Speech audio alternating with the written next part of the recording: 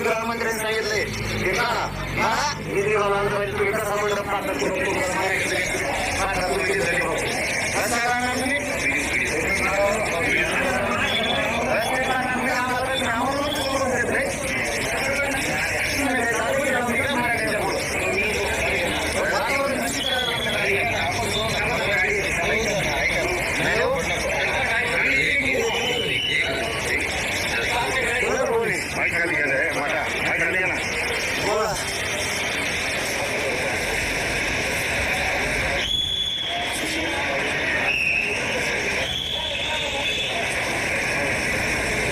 मंडप काढणार नाही. शिवशब्द द्या मला, मंडप काढणार नाही.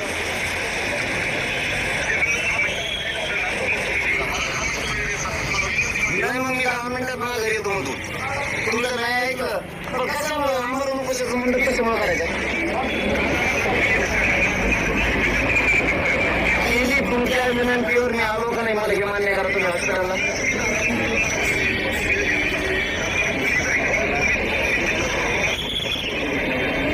कारण आम्ही तुमच्या मान्यावर इथं आलो हॉस्पिटलला,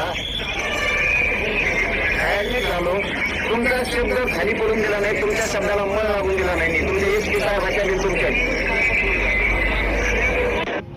How to earn rupees 1 lakh per month from intraday trading.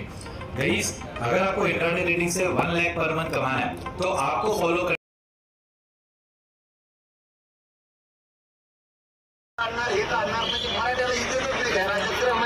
सांगायचं आम्हाला लोकशाही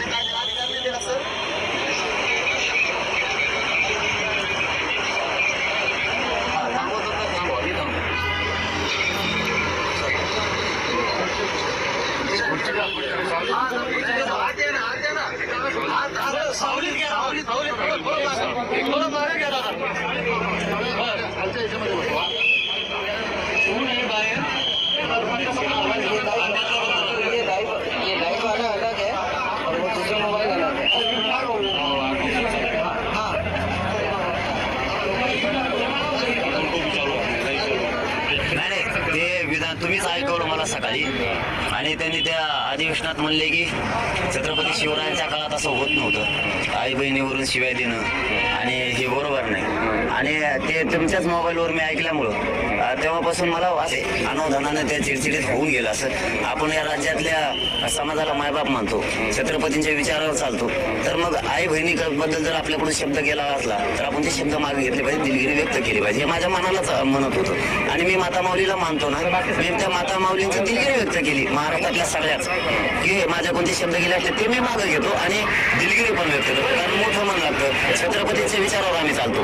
तुम्ही तरी आमच्या आई बहिणीच्या डोके फोडले, चिंदडे केल्या, परंतु आमच्याकडून काही शब्द गेलेत तर आम्ही ते शब्द मागितले. परंतु याचा अर्थ असा दुसरा काढायचा नाही अजिबात की तुम्ही ते अटकची मागणी केली, ती काय यासाठी नेमली, ते दूध का दूध पाणी का पाणी झालं पाहिजे. तुम्हाला वाटत मागं सरकारला काय दिलगिरी, मी आई बहिणीसाठी दिलगिरी व्यक्त केलेली, माझ्याकडून शब्द गेले तर दिलगिरी व्यक्त केली पाहिजे. आणि त्या मतावर मी ठामे, कारण महाराष्ट्र पुरोगामी महाराष्ट्राची ती संस्कृती आहे की आपण एखादी आई बहिणीवरून जर एखादी शिवी दिली असेल आणि त्यावेळेस ते उपोषणात होतं 17 दिवस आणि त्या अनावधानानं गेले असतील तर मोठ्या मनानं महाराष्ट्र हा छत्रपतींच्या विचाराचा आहे, फुले शाहूंच्या विचारांचा आहे. तर आपण आई बहिणीबद्दल शब्द गेले असतील, त्यांनी ते विधानसभेच्या पटलावर घेतलेत, तर मी महाराष्ट्रातल्या आई बहिणीचे शब्द मागे घेऊन दिलगिरी व्यक्त केली. एवढं मोठं मन केलं, कारण मी आई बहिणीचं नातं आहे आमचं सुद्धा, आणि गेले असतील शब्द. पण याचा अर्थ उलटा काढायचा नाही की आम्ही यासाठी केले म्हणून म्हणला काय असं काय.